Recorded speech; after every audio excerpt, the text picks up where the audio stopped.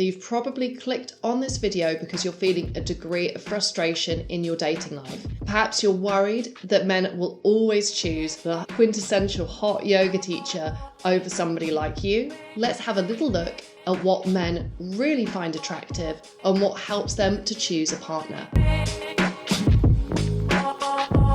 Whilst successful women may seek to date a partner who is, to put it really bluntly, earning as much or more than what they earn, a successful man may be much happier to date women who, sure, if she earns the same amount as him, that's fine, but he also might be very happy to date a woman who is earning far less than him, provided she's happy and is purposeful in some other way in her career. Now, this may leave you as a successful woman slightly frustrated because you may feel like you have a much smaller dating pool than a typical successful man does. If we can assume that the guy you want isn't explicitly looking for a successful woman to be his partner, what does make up his dating algorithm? What's top of his priority list for what he seeks out in a partner?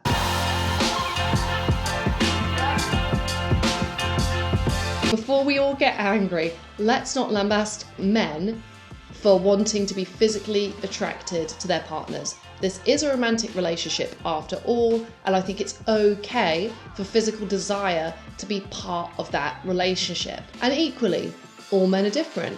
For some men, a woman who is their exact physical type may be non-negotiable.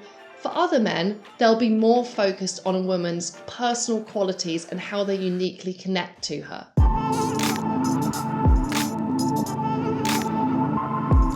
After that, he'll probably see how he gets on with a woman. Is she fun to be around? Is it easy spending time with each other?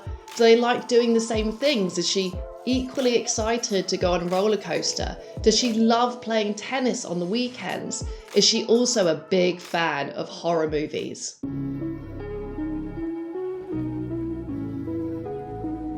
Is this woman rushing to be in a relationship with him? Is it all kind of too much too soon? Or is she really hard to pin down? Is it just impossible to actually meet her and progress the relationship?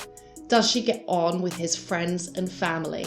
Do they have a somewhat compatible idea of what style of relationship they'd like to have? You'll notice with my breakdown of the man dating algorithm, along this road, there's not really a lot of consideration given to how successful or not she is. If a man finds a woman who is attractive to him, fun to be around, supportive, I guess kind of nurturing if he's interested in having children, and she also happens to be smart and successful, surely that's a huge win.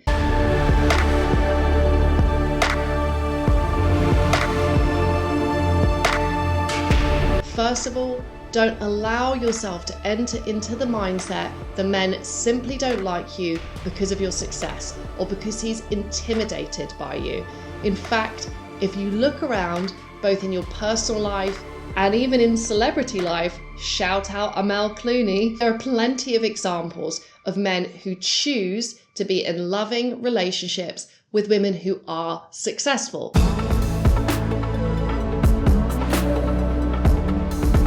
I actually take women out into the real world to help them to meet the men that they want. And something I see time and time again is that women who are really successful in their professional life struggle to shift out of this mode of communication when they're meeting men that they are potentially interested in dating. When you're in networking mode, you may really drive and carry the conversation. You may put tons of effort into the interaction. You may steer the conversation, even without thinking about it, towards your professional life. And none of these ways of communicating with men help your dating life. What you may need to learn is how to swap out of networking mode and into romantic mode with the men that you'd like to meet so that they understand you wholly as an individual rather than it just feeling like a prospective work meeting.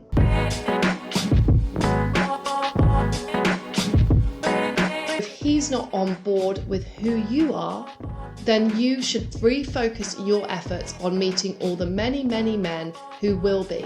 Along that journey, you may also want to reconsider whether success deserves such a high place in your algorithm as well.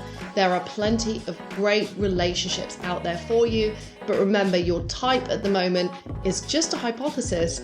Instead, I would encourage you to get out into the real world to engage with your dating life and test that out.